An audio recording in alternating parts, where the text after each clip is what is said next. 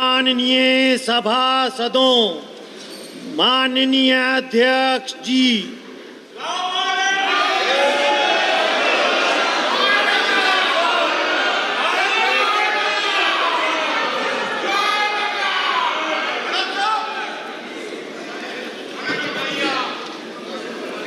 माननीय सदस्यगण, मुझे अपनी ओर से तथा सदन के माननीय सदस्यों की ओर से अंतर संसदीय संघ आईपीयू की प्रेसिडेंट और तंजानिया संयुक्त गणराज्य की नेशनल असेंबली की अध्यक्ष माननीय डॉक्टर तुलिया एक्सन का स्वागत करते हुए अत्यंत प्रसन्नता हो रही है। वे हमारी सम्मानित अतिथि के रूप में भारत की आधिकारिक यात्रा पर आई है। यह हमारे लिए खुशी की बात है कि डॉक्टर एक्सन बजट सत्र को देखने के लिए यहाँ उपस्थित है। माननीय डॉक्टर तुलिया एक्सन शुक्रवार दिनांक 19 जुलाई 2024 को भारत पहुंची। उन्होंने 21 जुलाई 2024 को आगरा का भ्रमण किया और इस समय वह विशेष बॉक्स में आसीन है। हम भारत में उनके सुखद और सफल प्रवास की कामना करते हैं। हम अंतर संसदीय संघ के प्रेसिडेंट के रूप में उनकी भूमिका के लिए सफलता की भी कामना करते हैं। उनके माध्यम से हम तंजानिया गणराज्य की संसद के सदस्यों, तंजानिया की सरकार तथा वहाँ की मित्र जनता को बधाई और शुभकामनाएं देते हैं। माननीय सदस्यगण, जैसा कि आपको समाचार भाग 2 के माध्यम से पहले ही सूचित किया जा चुका है कि माननीय वित्त मंत्री जी के बजट भाषण की प्रतियां हार्ड कॉपी के रूप में उपलब्ध कराई जाएगी। अतः बजट प्रस्तुत हो जाने के पश्चात माननीय सदस्य कृपया बजट भाषण की अपनी अपनी प्रति प्रकाशन काउंटर से प्राप्त कर लें। आपको ये भी सूचित किया जाता है कि माननीय मंत्री द्वारा बजट प्रस्तुत किए जाने के पश्चात बजट की प्रतियां आपको मेंबर्स पोर्टल के माध्यम से भी उपलब्ध करा दी जाएगी। माननीय वित्त मंत्री Shrimati Nirmala Sitharaman.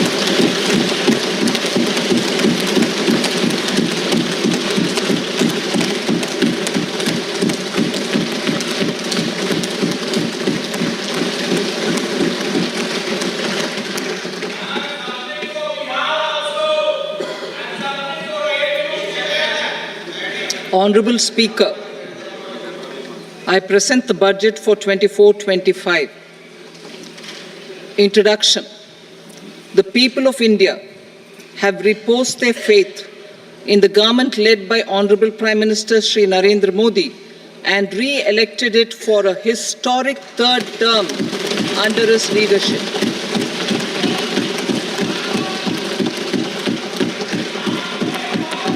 We are grateful for their support, faith, and trust in our policies.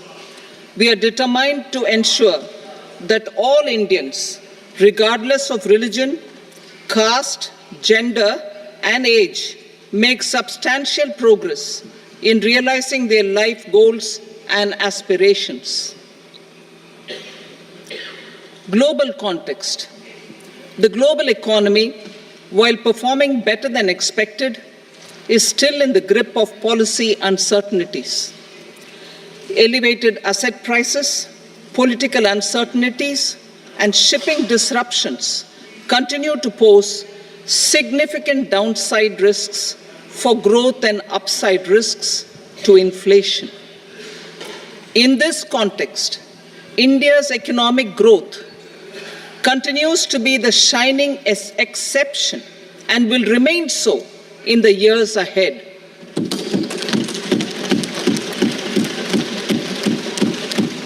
India's inflation continues to be low, stable, and moving towards the 4% target. Core inflation, that is non-food and non-fuel, currently is 3.1%. Steps are being taken to ensure supplies of perishable goods reach markets adequately. Interim budget As mentioned in the interim budget, we need to focus on 4 major castes, namely the Garib, Mahilaye, Yuva, and Annadata, the poor, women, youth, and the farmer. For Annadata, we announced higher minimum support prices a month ago for all major crops, delivering on the promise of at least a 50% margin over costs. Pradhan Mantri Garib Kalyan Anna Yojana was extended for 5 years, benefiting more than 80 crore people. Administrative actions for approval and implementation of various schemes announced in the interim budget are well underway. The required allocations have been made. Budget theme. Turning attention to the full year and beyond in this budget, we particularly focus on employment, skilling, MSMEs, and the middle class. I am happy to announce the Prime Minister's package of 5 schemes and initiatives to facilitate employment, skilling, and other opportunities for 4.1 crore youth over a 5-year period, with a central outlay of 2 lakh crore rupees. I will speak about them shortly, while more details may be seen in the annexure. This year, I've made a provision of 1.48 lakh rupees, 1.48 lakh crore rupees for education, employment, and skilling. Budget priorities. The people have given a unique opportunity to our government to take the country on the path of strong development and an all-round prosperity. In the interim budget, we promise to present a detailed roadmap for our pursuit of Vikasit Bharat. In line with the strategy set out in the interim budget, this budget envisages sustained efforts on the following 9 priorities for generating ample opportunities for all. Number 1, productivity and resilience in agriculture. Number 2, employment and skilling.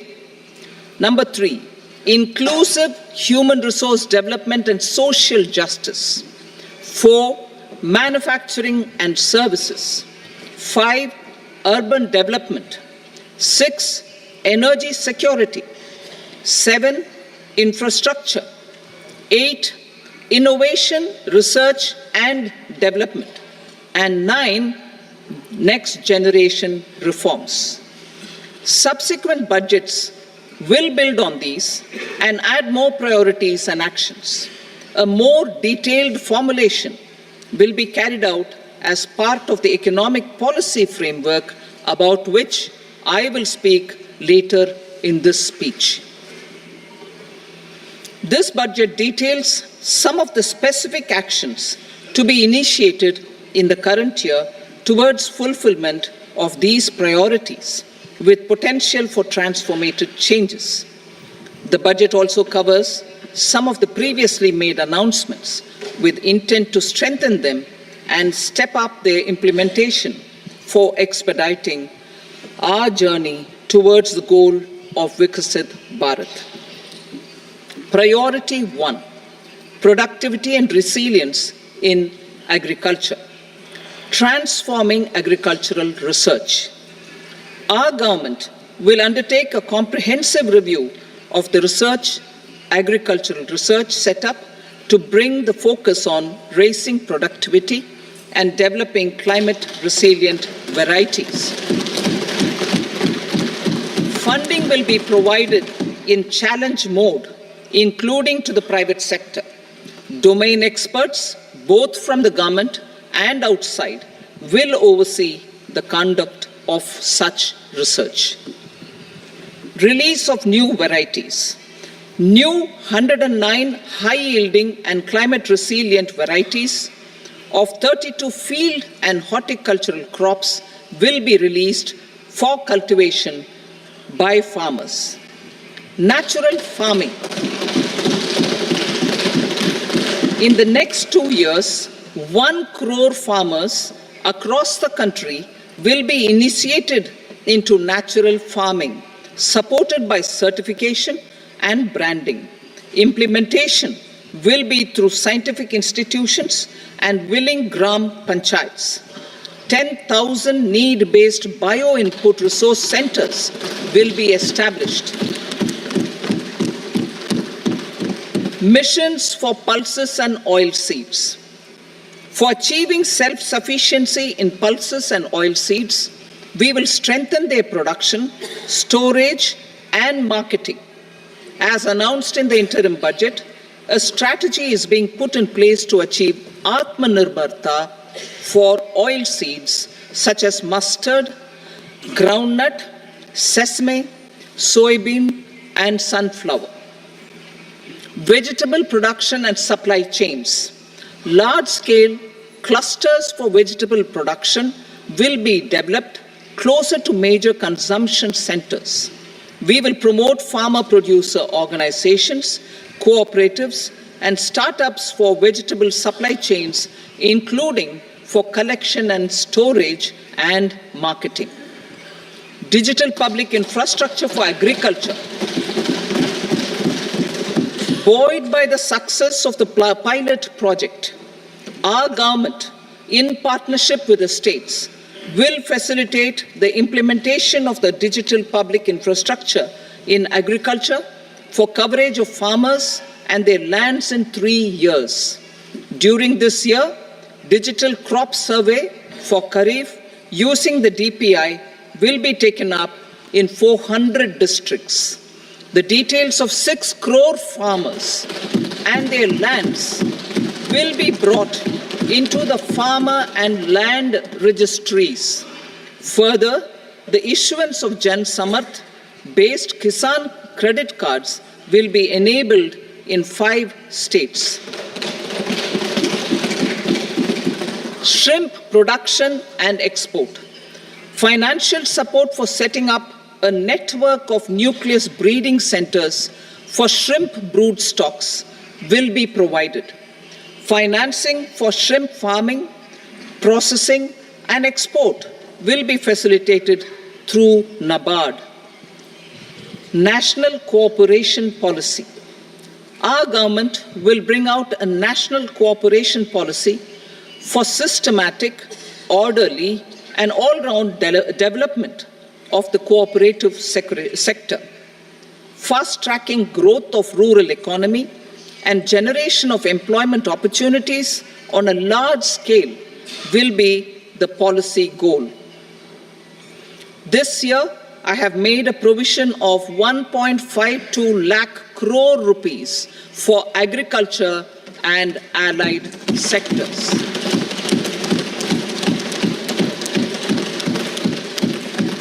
Priority 2, employment and skilling. Employment-linked incentive. Our government will implement following 3 schemes for employment-linked incentive as part of the Prime Minister's package.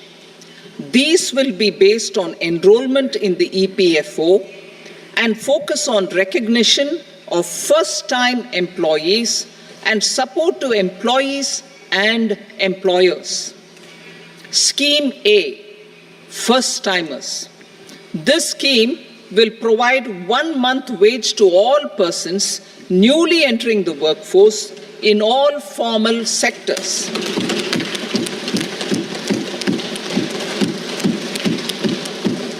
Direct benefit transfer of 1 month's salary in 3 installments to first-time employees as registered in the EPFO will be up to 15,000 rupees. The eligibility limit will be a salary of 1 lakh per month. The scheme is expected to benefit 210 lakh youths.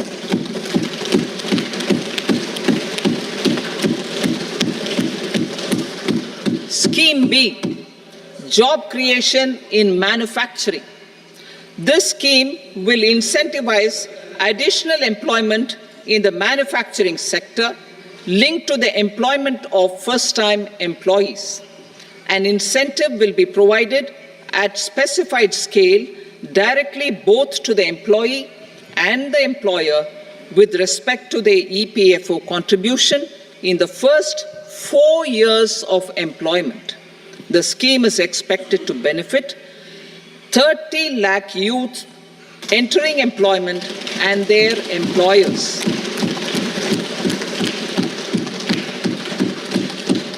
Scheme C, support to employers. This employer-focused scheme will cover additional employment in all sectors. All additional employment within a salary of 1 lakh rupee per month will be counted. The government will reimburse to employers up to 3,000 rupees per month for 2 years towards the EPFO contribution for each additional employee. The scheme is expected to incentivize additional employment of 50 lakh persons.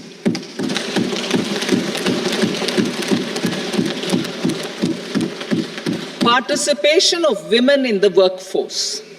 We will facilitate higher participation of women in the workforce through setting up of working women hostels in collaboration with industry and establishing creches. In addition, the partnership will seek to organize women-specific skilling programs and promotion of market access for women SHG enterprises. Skilling program. I'm happy to announce a new centrally sponsored scheme as the fourth scheme under the Prime Minister's package for skilling in collaboration with state governments and industry. 20 lakh youth will be skilled over a 5-year period.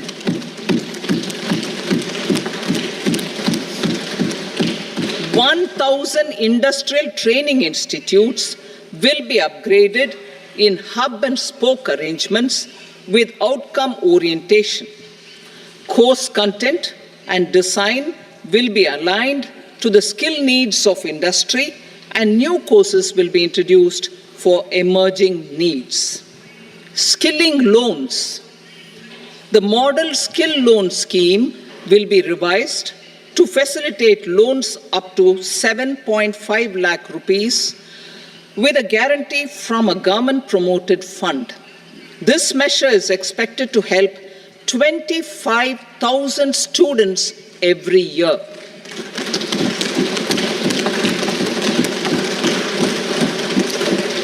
Education loans. For helping our youth who have not been eligible for any benefit under government schemes and policies, I am happy to announce a financial support for loans up to 10 lakh rupees for higher education in domestic institutions.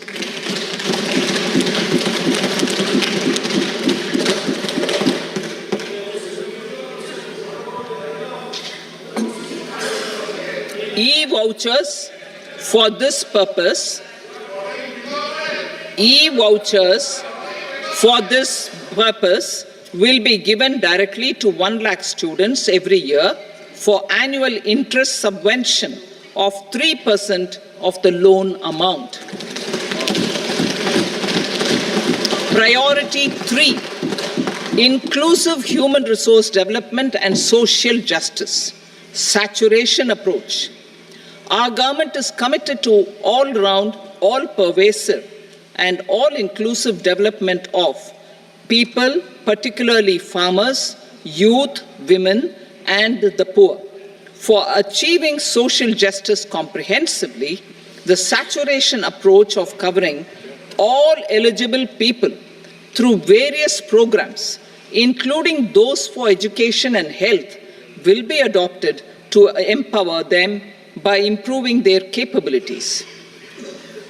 Implementation of schemes meant for supporting economic activities by craftsmen, artisans, self-help groups, scheduled caste, scheduled tribe, and women entrepreneurs and street vendors such as the PM Vishwakarma, PM Swanidhi, National Livelihood Missions, and Stand Up India will be stepped up.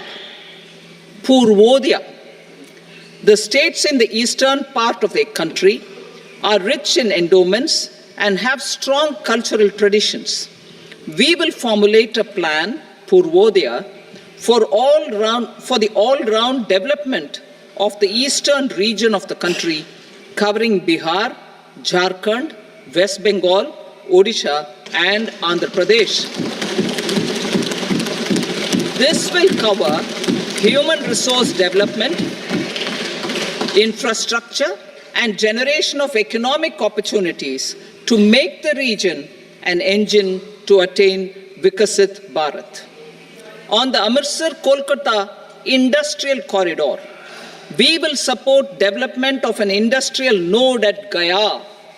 This corridor will catalyze industrial development of the eastern region. The industrial node at Gaya will also be a good model for developing our ancient centers of cultural importance into future centers of modern economy. This model shall showcase Vikas B, Virasat B in a growth trajectory. We will also support development of road connectivity projects, namely 1. Patna-Purnia Expressway, 2. Buxar-Bhagalpur Expressway, 3. Bodh Gaya, Rajgir, Vaishali and Darbhanga spurs, and 4. Additional 2-lane bridge over River Ganga at Buxar at a total cost of 26,000 crore rupees.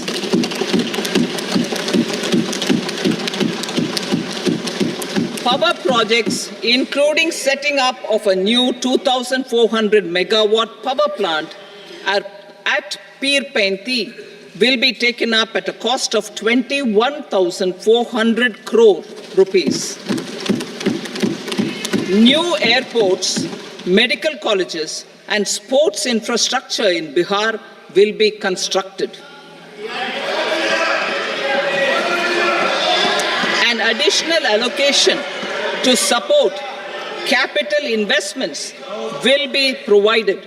The requests of Bihar government for external assistance from multilateral development banks will be expedited.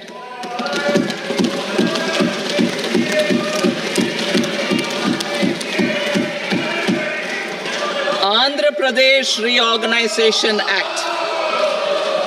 Our government has made concerted efforts to fulfill the commitments in Andhra Pradesh Reorganization Act.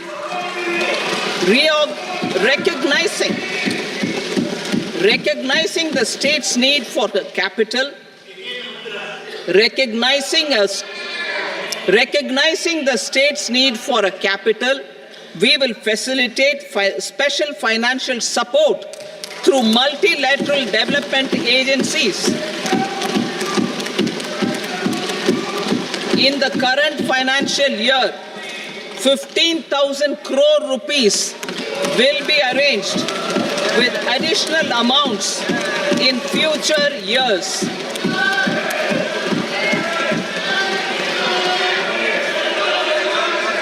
Our government is fully committed to financing and early completion of the Polavaram irrigation project, which is the lifeline for Andhra Pradesh and its farmers. This will facilitate our country's food security as well. Under the Act, Andhra Pradesh Reorganization Act, for promoting industrial development, funds will be provided for essential infrastructure such as water, power, railways, and roads. in Kopparthi node on the Visakhapatnam-Chennai Industrial Corridor and Varavakal node on the Hyderabad-Bangalore Industrial Corridor. An additional allocation will be provided this year towards capital investment for economic growth. Grants for backward regions of Rayalaseema, Prakasham, North Coastal Andhra, as stated in the Act, will be provided. PM Awas Yojana. 3 crore additional houses under the PM Awas Yojana in rural and urban areas in the country have been announced, for which the necessary allocations are being made. Women-led development. For promoting women-led development, the budget carries an allocation of more than 3 lakh crore for schemes benefiting women and girls. This signals our government's commitment for enhancing women's role in economic development. Pradhan Mantri Janjatiya Unnat Gram Abhiyan. For improving the socio-economic condition of tribal communities, we will launch the Pradhan Mantri Janjatiya Unnat Gram Abhiyan by adopting saturation coverage for tribal families in tribal majority villages and aspirational districts.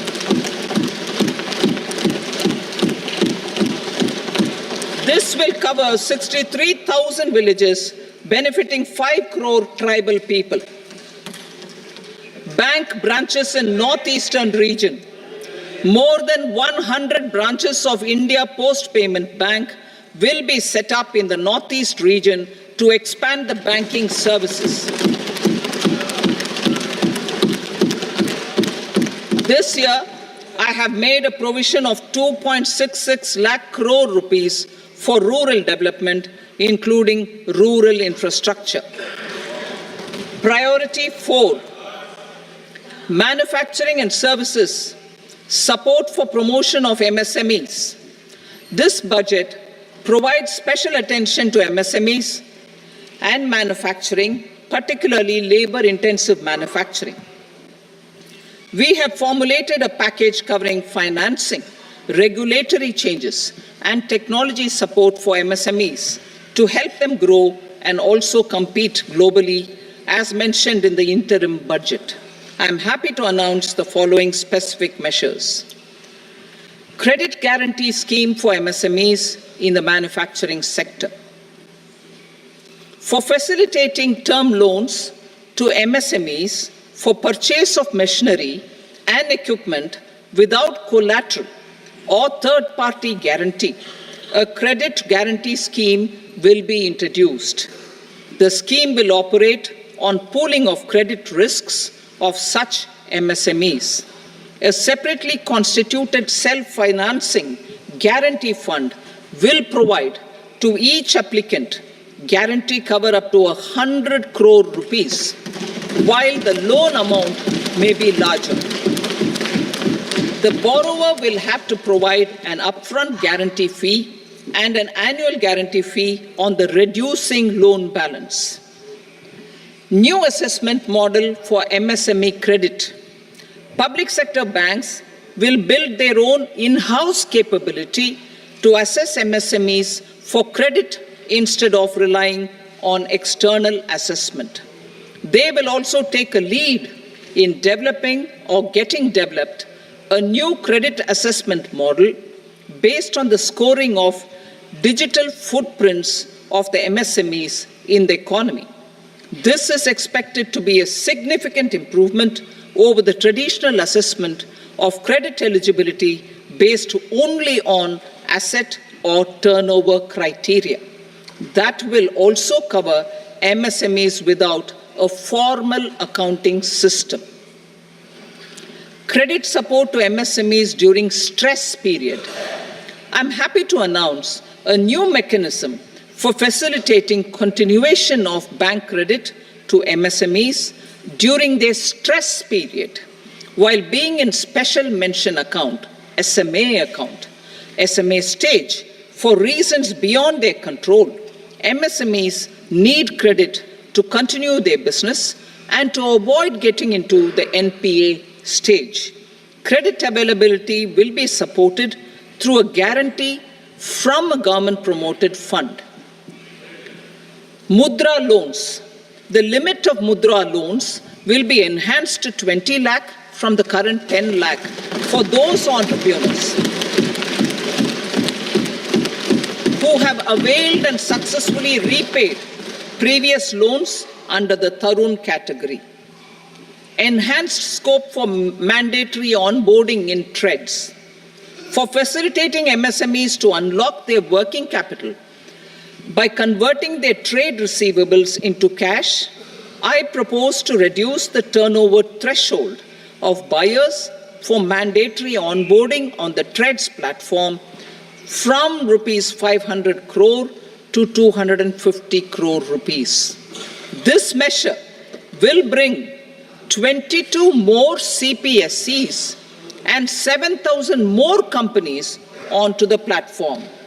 Medium enterprises will also be included in the scope of the suppliers. SIDBI branches in MSME clusters. SIDBI will open new branches to expand its reach to serve all major MSME clusters within 3 years and provide direct credit to them. With the opening of 24 such branches this year, the service coverage will expand to 168 out of 242 major clusters. MSME units for food irradiation, quality and safety testing. Financial support for setting up of 50 multi-product food irradiation units in the MSME sector will be provided. Setting up of 100 food quality and safety testing labs with NABL accreditation will be facilitated. E-commerce export hubs. To enable MSMEs and traditional artisans to sell their products in international markets, e-commerce export hubs will be set up in public-private partnership mode. These hubs, under a seamless regulatory and logistic framework, will facilitate trade and export-related services under one roof. Measures for promotion of manufacturing and services. Internship in top companies. As the fifth scheme under Prime Minister's package, our government will launch a comprehensive scheme for providing internship opportunities in 500 top companies to 1 crore youth in 5 years. They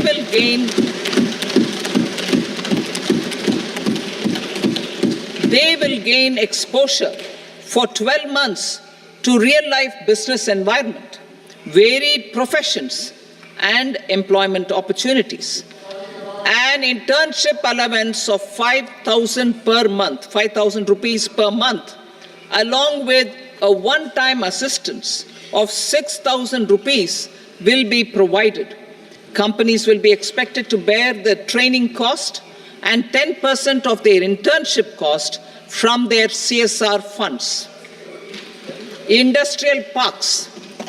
Our government will facilitate development of investment-ready, plug-and-play industrial parks with complete infrastructure in or near 100 cities in partnership with the states and private sector by better using town planning schemes.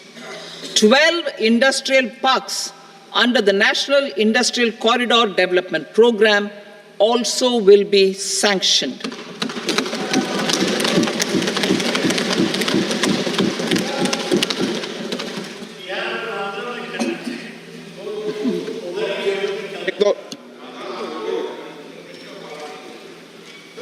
Veji member, no, please, Petty.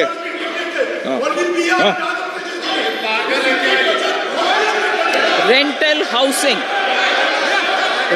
housing with dormitory type accommodation for industrial workers will be, just 1 minute.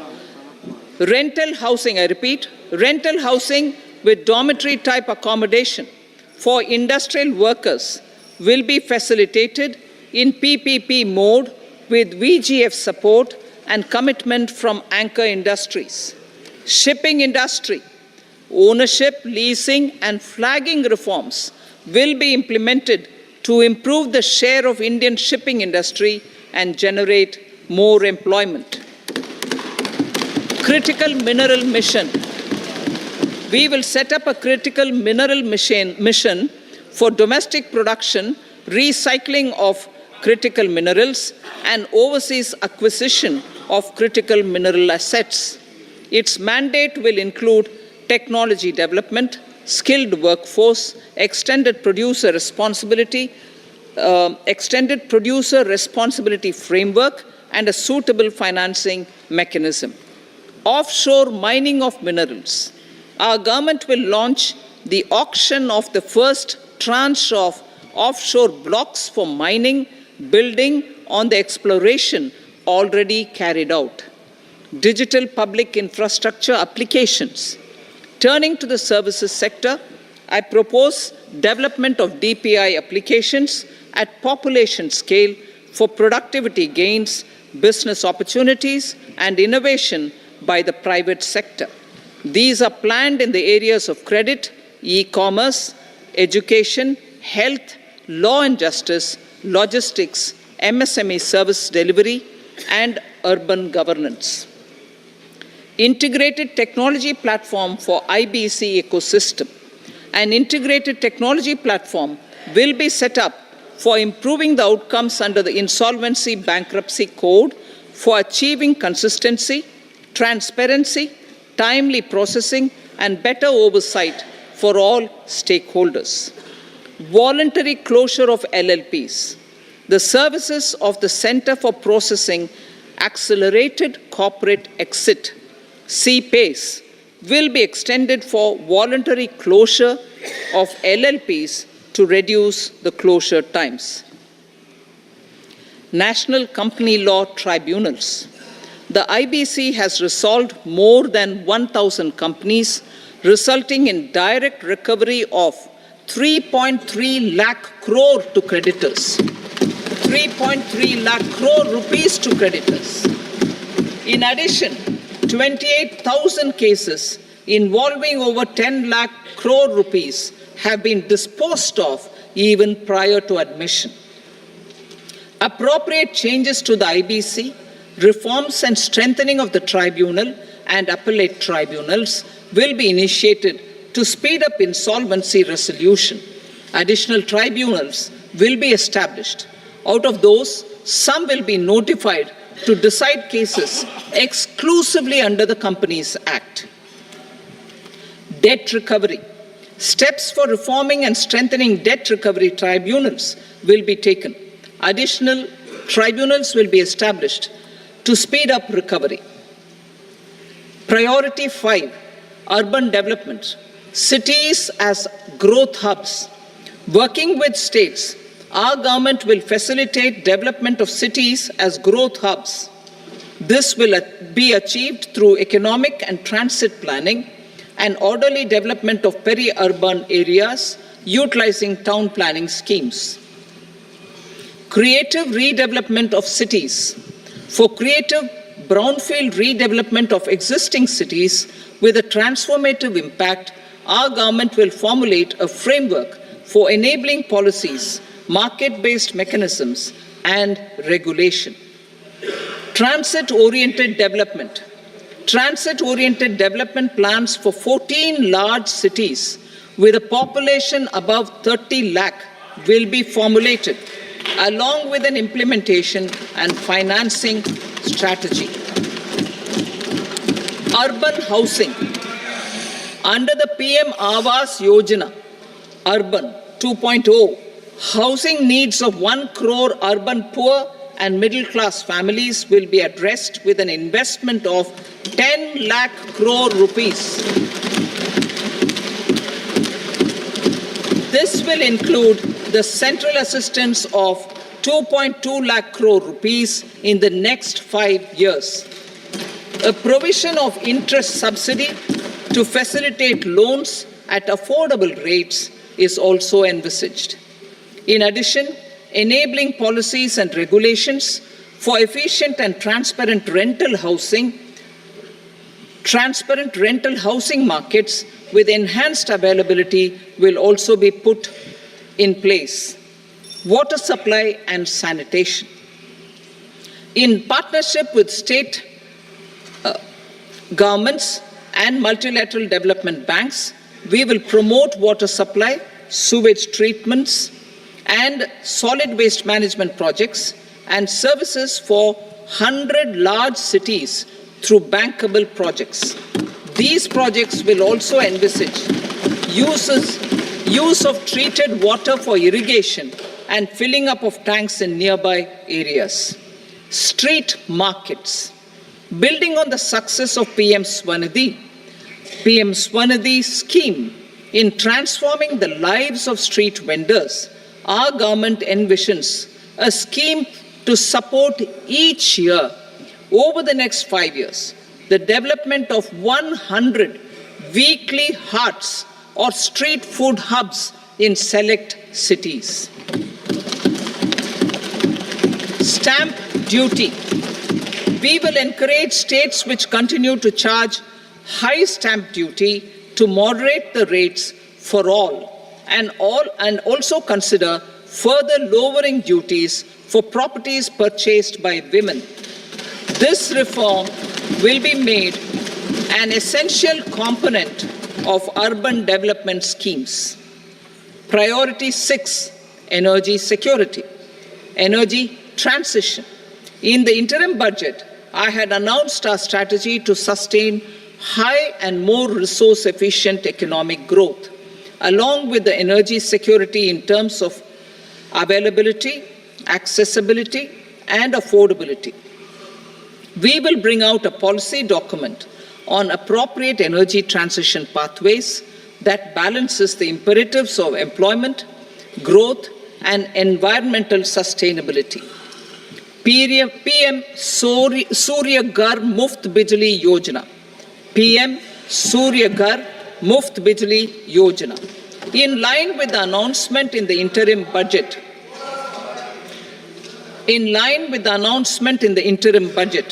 PM Surya Ghar Muft Bijli Yojana has been launched to install rooftop solar plants to enable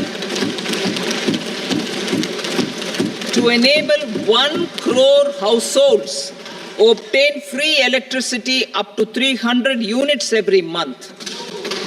The scheme has generated remarkable response with more than 1.28 crore registrations and 14 lakh applications, and we will further encourage it. Pumped storage policy. A policy for promoting pumped storage projects will be brought out for electricity storage and facilitating smooth integration of the growing share of renewable energy with its variable and intermittent nature in the overall energy mix. Research and development of small and modular nuclear reactors. Nuclear energy is expected to form a very significant part of the energy mix for Vikasit Bharat. Towards that pursuit, our government will partner with the private sector for 1. Setting up Bharat Small Reactors. 2. Research and development of Bharat Small Modular Reactor. And 3. Research and development of newer technologies for nuclear energy. The R&D funding announced in the interim budget will be made available for this sector also. Advanced ultra supercritical thermal power plants. The development of indigenous technology for advanced ultra supercritical thermal power plants with much higher efficiency has been completed. A joint venture between NTPC and BHEL will set up a full-scale 800 megawatt commercial plant using AUSC technology. The government will provide the required fiscal support. Moving forward, development of indigenous capacity for the production of high-grade steel and other advanced metallurgy materials for these plants will result in strong spin-off benefits for the economy. Roadmap for hard-to-abate industries. A roadmap for moving the hard-to-abate industries from energy efficiency targets to emission targets will be formulated.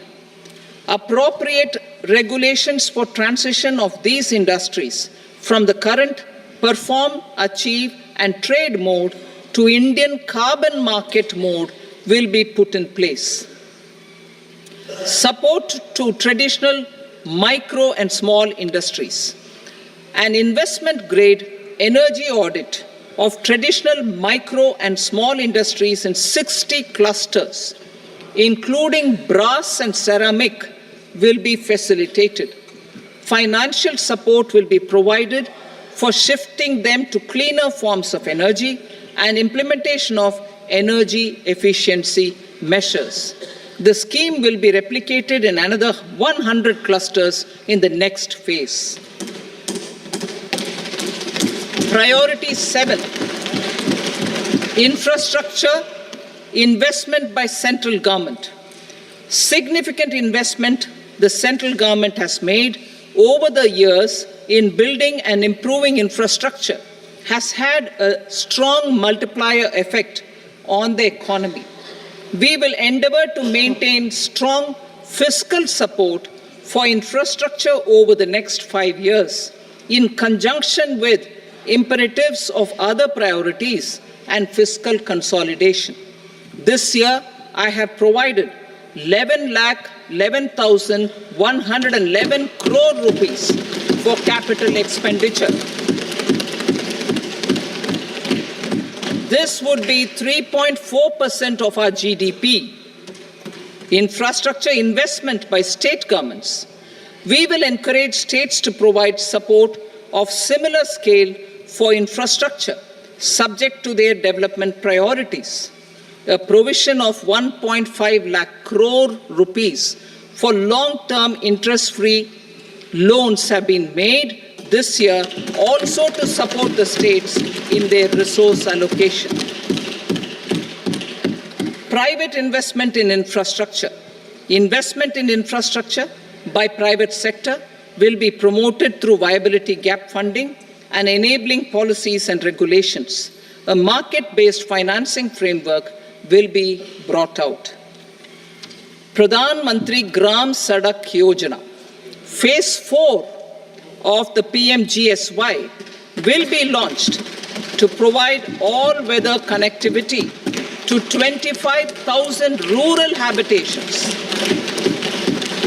which have become eligible in view of their population increase. Irrigation and flood mitigation. Bihar has frequently suffered from floods, many of them originating outside the country. Plans to build flood control structures in Nepal are yet to progress. Our government, through the Accelerated Irrigation Benefit Program and other sources, will provide financial support for projects with estimated cost of 11,500 crore rupees, such as the Kosi-Michi intra-state link and 20 other ongoing and new schemes, including barrages, river pollution abatement, and irrigation projects. In addition, survey and investigation of Kosi-related flood mitigation and irrigation projects will be undertaken.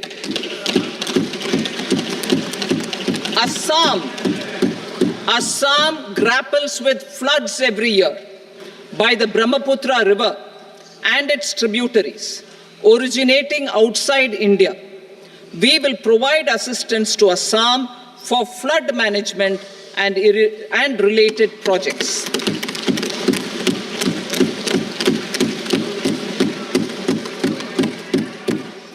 Himachal Pradesh suffered extensive losses due to floods last year.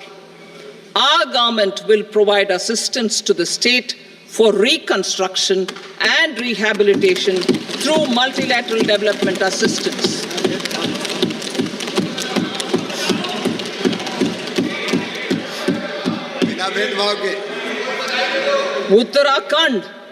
Uttarakhand too suffered losses due to cloudbursts and massive landslides.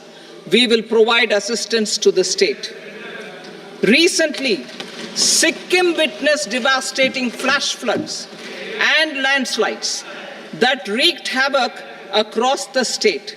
Our government will provide assistance to the state. Tourism. Tourism has always been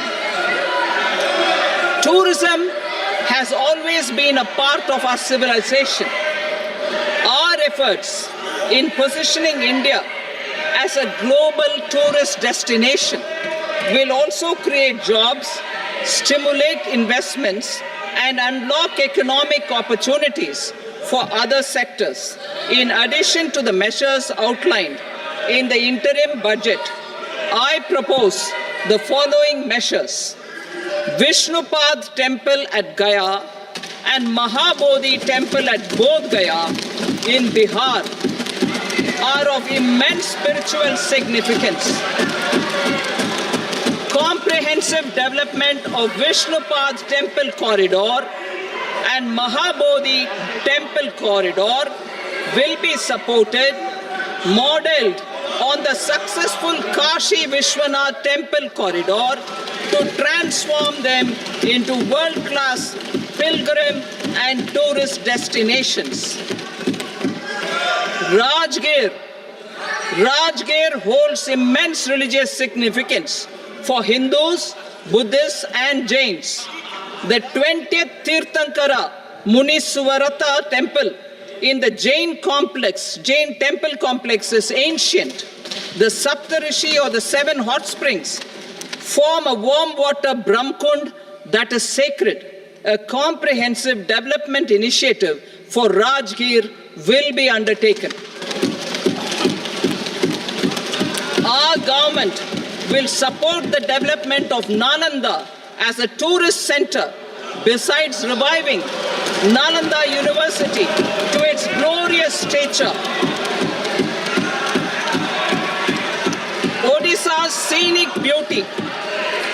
Odisha's scenic beauty, temples, monuments, craftsmanship, wildlife sanctuaries, natural landscapes, and pristine beaches make it an ultimate tourism destination. Our government will provide assistance for their development to Odisha as well. Priority 8, innovation, research and development. We will operationalize the Anusandhan National Research Fund for basic research and prototype development. Further, we will set up a mechanism for spurring private sector-driven research and innovation at commercial scale with a financing pool of 1 lakh crore rupees in line with the announcement in the interim budget. Space economy. With our continued emphasis on expanding the space economy by 5 times in the next 10 years, a venture capital fund of 1,000 crore rupees will be set up. Priority 9, next generation reforms. Economic policy framework. We will formulate an economic policy framework to delineate the overarching approach to economic development and set the scope of the next generation of reforms for facilitating employment opportunities and sustaining high growth. Our government will initiate and incentivize reforms for 1. Improving productivity of factors of production. And 2. Facilitating markets and sectors to become more efficient. These reforms will cover all factors of production, namely land, labor, capital, and entrepreneurship, and technology as an enabler of improving total factor productivity and bridging inequality. Effective implementation of several of these reforms requires collaboration between the center and the states and building consensus as development of the country lies in development of the states. For promoting competitive federalism and incentivizing states for faster implementation of reforms, I propose to earmark a significant part of the 50-year interest-free loan. Working with the states, we will initiate the following reforms.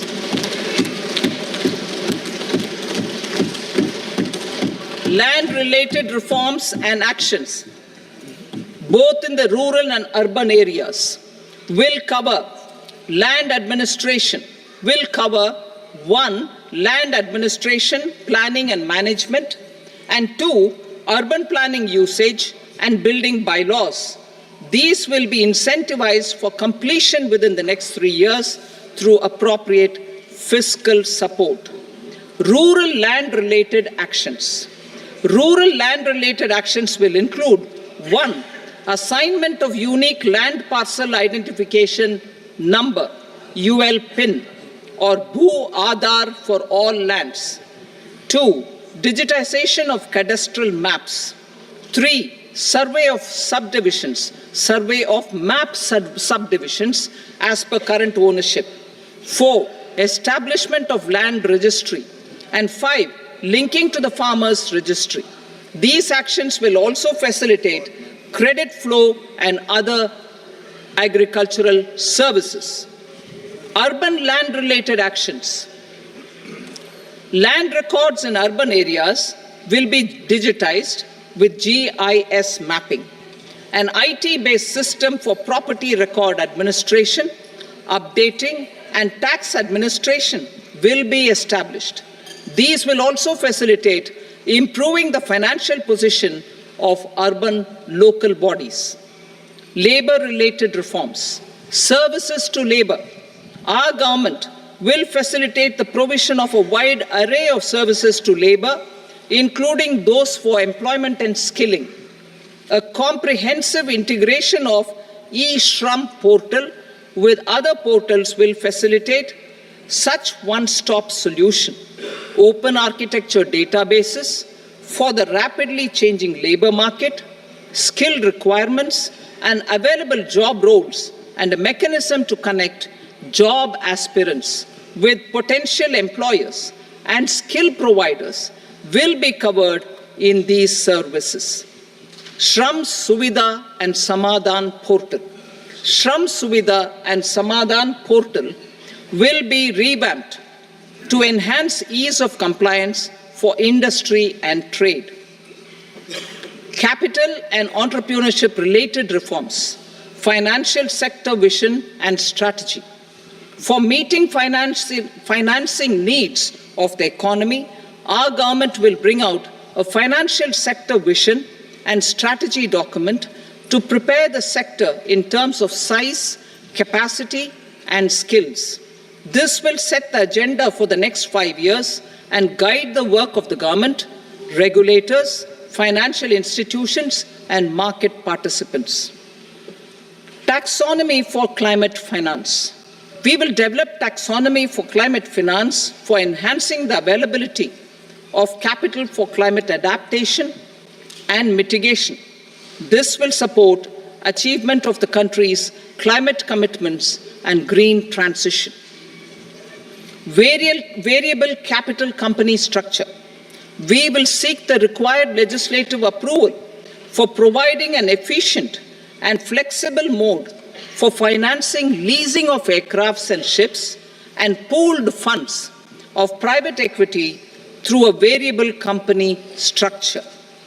Foreign direct investments and overseas investment. The rules and regulations for foreign direct investment and overseas investments will be simplified to 1. Facilitate foreign direct investments, 2. Nudge prioritization, and 3. Promote opportunities for using Indian rupee as a currency for overseas investment. NPS Vatsalya. NPS Vatsalya, a plan for contribution by parents and guardians for minors, will be started. On attaining the age of majority, the plan can be converted seamlessly into a normal NPS account. Use of technology. We have successfully used technology for improving productivity and bridging inequality in our economy during the past 10 years. Public investment in digital infrastructure and innovations by the private sector have helped in improving access of all citizens, particularly the common people, to market resources, education, health and services. We will step up adoption of technology towards digitalization of the economy. Ease of doing business. For enhancing ease of doing business, we are already working on the Jan Vishwas Bill 2.0. Further, states will be incentivized for implementation of the business reforms, action plans, and digitalization. Data and statistics. For improving data governance, collection, processing and management of data and statistics, different sectoral databases, including those established under the Digital India Mission, will be utilized with active use of technology tools. New pension scheme. The committee to review the NPS has made considerable progress in its work. I am happy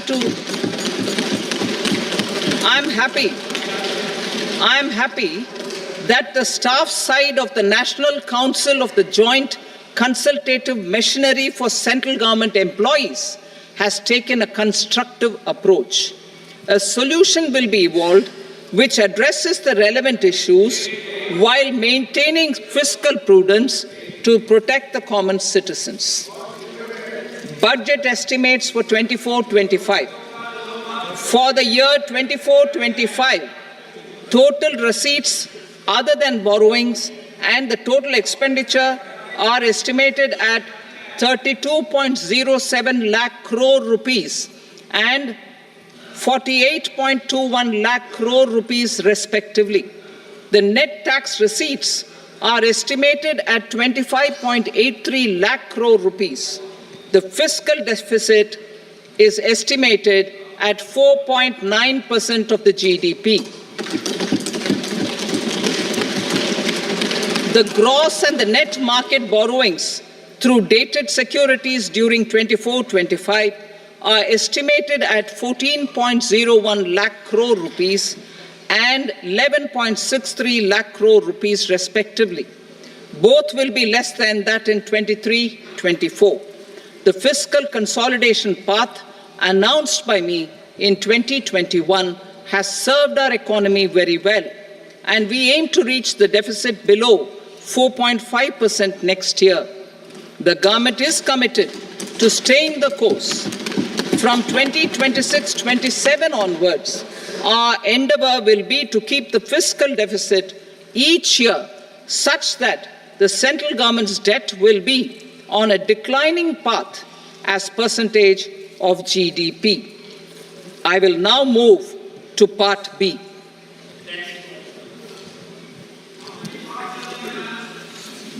Indirect taxes. Sir, I start with GST.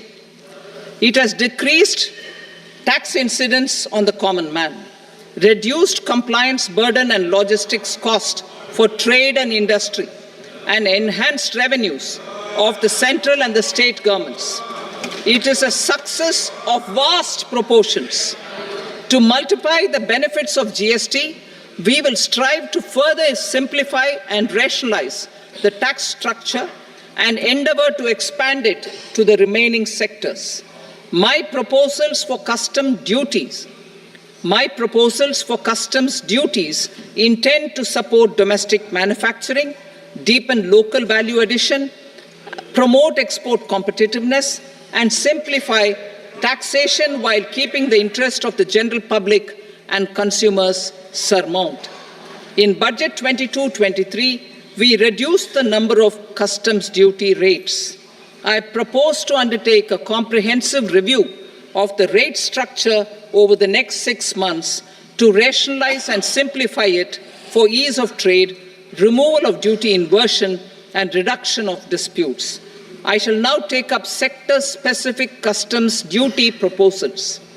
Medicine and medical equipments. To provide relief to cancer patients, I propose to fully exempt 3 more medicines from customs duties.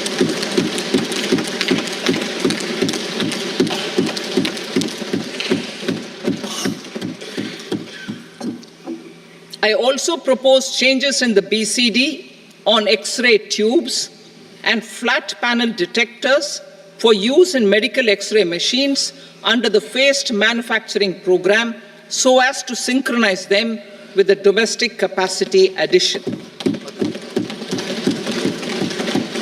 Mobile phone and related parts.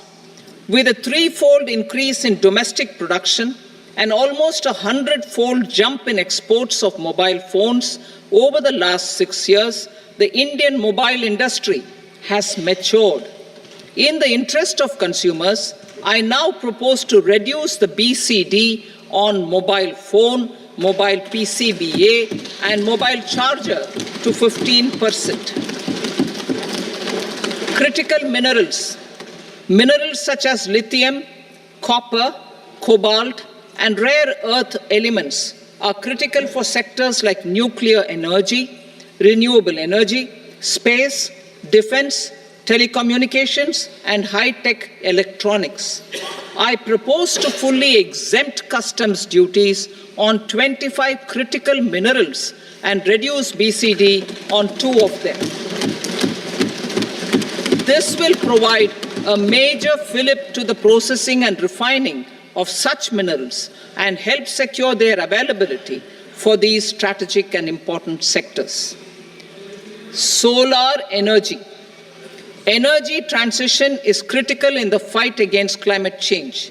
To support energy transition, I propose to expand the list of exempted capital goods for use in the manufacture of solar cells and panels in the country.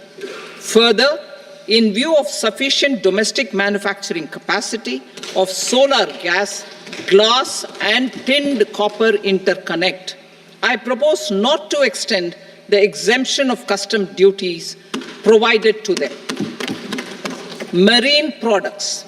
India's seafood exports in the last financial year touched an all-time high of more than 60,000 crores of rupees. Frozen shrimp accounted for about 2/3 of these exports. To enhance their competitiveness, I propose to reduce BCD on certain broodstock, polychaete worms, shrimp, and fish feed to 5%. I also propose to exempt customs duty on various inputs for manufacture of shrimp and fish feed. Leather and textile. Similarly, to enhance the competitiveness of exports in the leather and textile sectors, I propose to reduce BCD on real down-filling material from duck or goose. I am also making additions to the list of exempted goods for manufacture of leather and textile garments, footwear, and other leather articles for export. To rectify inversion in duty, I propose to reduce BCD subject to conditions on methylene diphenyl diisocyanate, MDI, for manufacture of spandex yarn from 7.5 to 5%. Furthermore, the export duty structure on raw hides, skin, and leather is proposed to be simplified and rationalized. Precious metals. To enhance domestic value addition in gold and precious metal jewelry, in the country, I propose to reduce customs duties on gold and silver to 6% and that of platinum to 6.4%. Other metals, steel and copper, are important raw materials. To reduce their cost of production, I propose to remove the BCD on ferronickel and blister copper. I am also continuing with nil BCD on ferrous scrap and nickel cathode and concessional BCD of 2.5% on copper scrap. Electronics. To increase value addition in the domestic electronics industry, I propose to remove the BCD subject to conditions on oxygen-free copper for manufacture of resistors. I also propose to exempt certain parts for manufacture of connectors. Chemicals and petrochemicals. To support existing and new capacities in the pipeline, I propose to increase the BCD on ammonium nitrate from 7.5% to 10%. Plastics. PVC flex banners are non-biodegradable and hazardous for environment and health. To curb their imports, I propose to raise the BCD on them from 10 to 25%. Telecommunication equipment. To incentivize domestic manufacturing, I propose to increase the BCD from 10 to 15% on PCBA of specified telecom equipment. Trade facilitation. To promote domestic aviation and boat and ship MRO, I propose to extend the period for export of goods imported for repairs from 6 months to 1 year. I'll read that again. To promote domestic aviation and boat and ship maintenance, repair and operations, I propose to extend the period for export of goods imported for repairs from 6 months to 1 year. In the same vein, I propose to extend the time limit for re-import of goods for repairs under warranty from 3 to 5 years. I now move to direct taxes. We will continue our efforts to simplify taxes, improve taxpayer services, provide tax certainty, and reduce litigation while enhancing revenues for funding the development and welfare schemes of the government. It has been our endeavor to simplify taxation. We have taken a number of measures in the last few years, including introduction of simplified tax regimes without exemptions and deductions for corporate tax and for personal income tax. This has been appreciated by taxpayers. 58% of corporate tax came from the simplified tax regime in the financial year 22-23. Similarly, as per data available till now, for the last fiscal, more than 2/3 have availed the new personal income tax regime. Comprehensive review of the Income Tax Act. I am now announcing a comprehensive review of the Income Tax Act 1961. The purpose is to make the Act concise, lucid, easy to read and understand. This will reduce disputes and litigation, thereby providing tax certainty to the taxpayers. I will also bring down the demand embroiled in litigation. It is proposed to be completed in 6 months. A beginning is being made in the finance bill by simplifying the tax regime for charities, tedious rate structures, provisions of reassessment and such provisions, and capital gains taxation. Simplification for charities and tedious. Two tax exemption regimes. The two tax exemption regimes for charities are proposed to be merged into one. The 5% tedious rate on many payments is being merged into the 2% tedious rate, and the 20% tedious rate on repurchase of units by mutual funds or UTI is being withdrawn. TDS rate on e-commerce operators is proposed to be reduced from 1 to 0.1%. Moreover, credit of TCS is proposed to be given in the TDS to be deducted on salary. Further, I propose to decriminalize delay for payment of TDS up to the due date of filing statement for the same. I also plan to provide a standard operating procedure for TDS defaults and simplify and rationalize the compounding guidelines for such defaults. Simplification of reassessment. I propose to thoroughly simplify the provisions for reopening and reassessment. An assessment hereinafter can be reopened beyond 3 years from the end of the assessment year only if the escaped income is 50 lakh rupees or more, up to a maximum period of 5 years from the end of the assessment year. Even in such cases, a time limit of 6 years before the year of the search, as against the existing time limit of 10 years, is being proposed. This will reduce tax uncertainty and disputes. Simplification and rationalization of capital gains. Capital gains taxation is also proposed to be hugely simplified.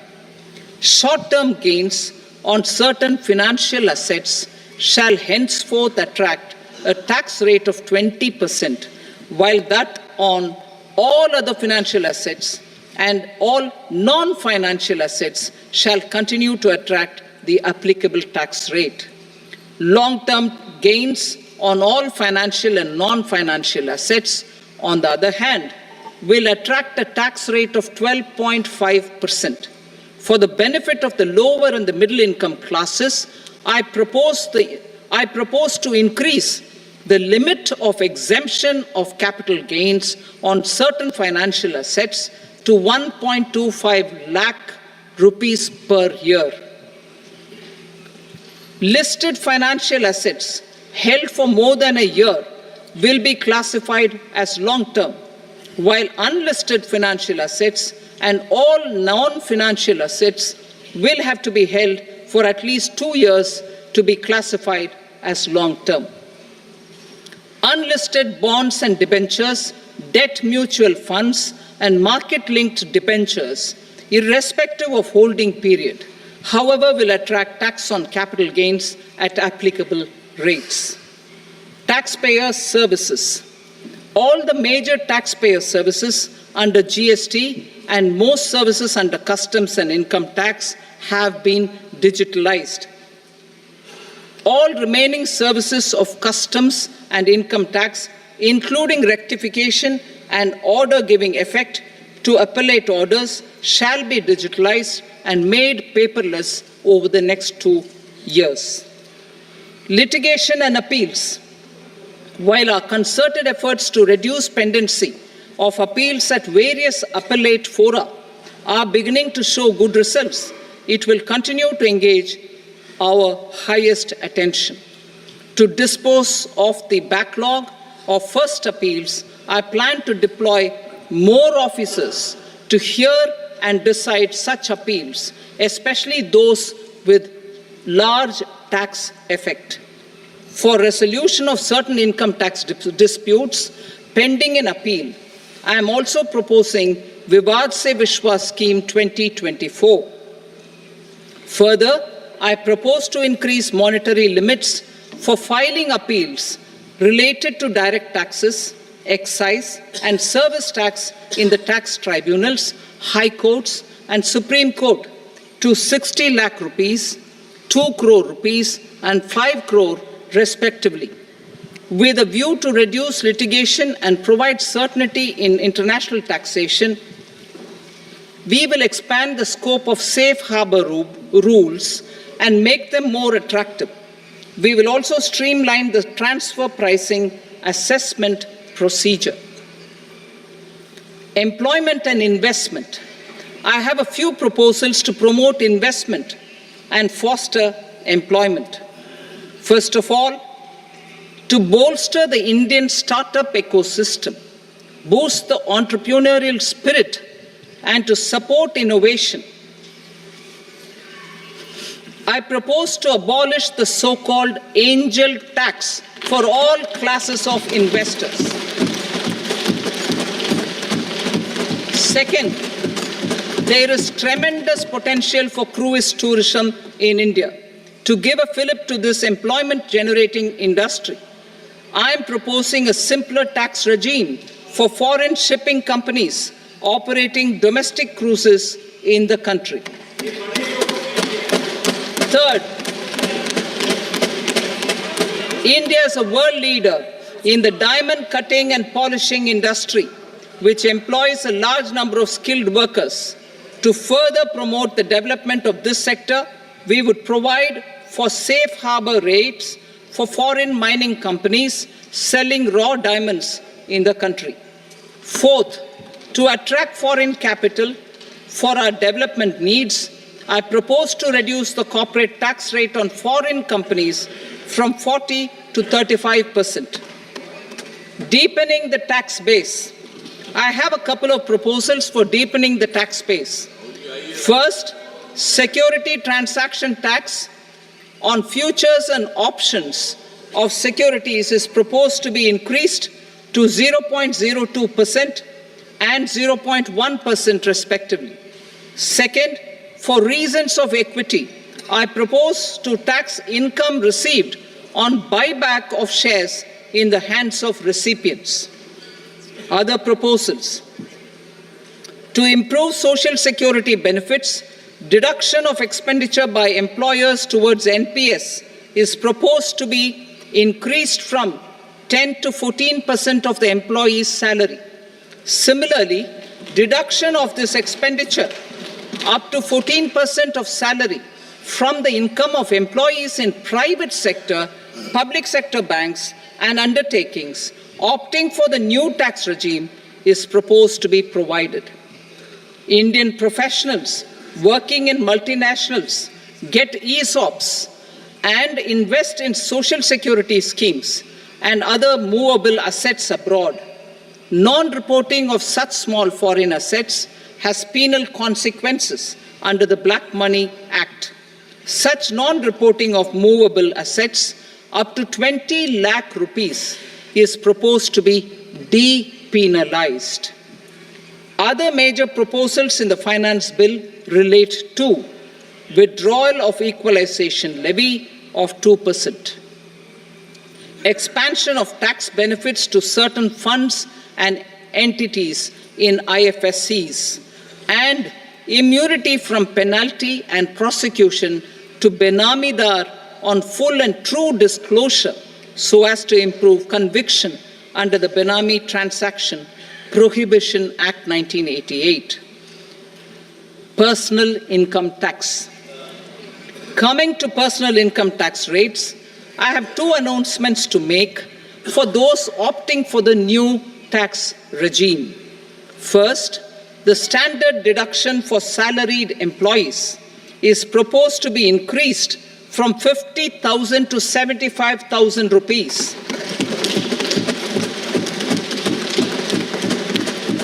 Similarly, deduction on family pension for pensioners is proposed to be enhanced from 15,000 to 25,000 rupees. This will provide relief to about 4 crore salaried individuals and pensioners.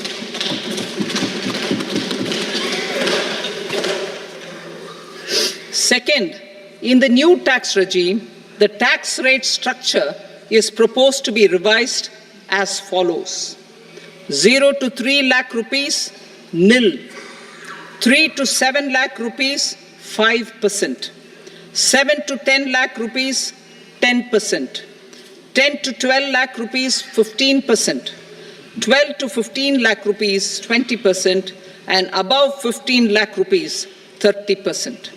As a result of these changes, a salaried employee in the new tax regime stands to save up to 17,500 rupees in income tax.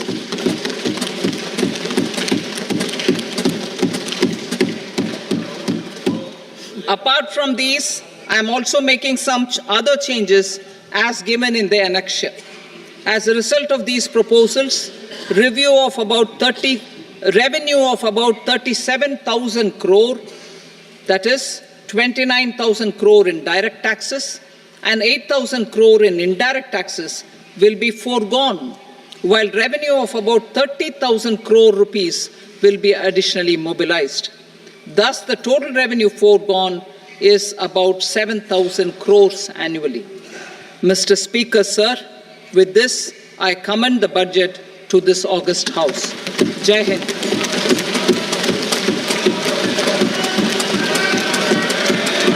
Item number 2.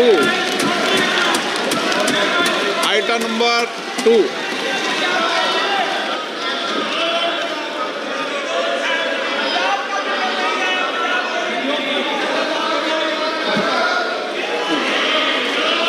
Sir, with your permission, I rise to lay on the table the following statements under Section 3 of the Fiscal Responsibility and Budget Management, FRBM Act 2003, Medium-Term Fiscal Policy cum Fiscal Policy Strategy Statement and Macroeconomic Framework Statement. Item number 3. Sir, with your permission, I rise to move for leave to introduce the Finance Number 2 Bill 2024. प्रश्न ये कि विधेयक को पुनर्स्थापित करने की अनुमति प्रदान की जाए। जो सदस्य इसके पक्ष में हाँ कहें, जो सदस्य विरोध में ना कहें। मेरे विचार में निर्णय हाँ वालों के पक्ष में अनुमति प्रदान की जाती है। माननीय मंत्री जी, अब विधेयक पुनर्स्थापित करें। Sir, I introduce the bill. Item number 4. The Union Territory of Jammu and Kashmir budget. Sir, I rise to present a statement, Hindi and English versions, of the estimated receipts and expenditure of the Union Territory of Jammu and Kashmir for the year 24-25. सभा की कार्रवाई कल बुधवार दिनांक 24 जुलाई 2024 को प्राप्त 11 बजे तक के लिए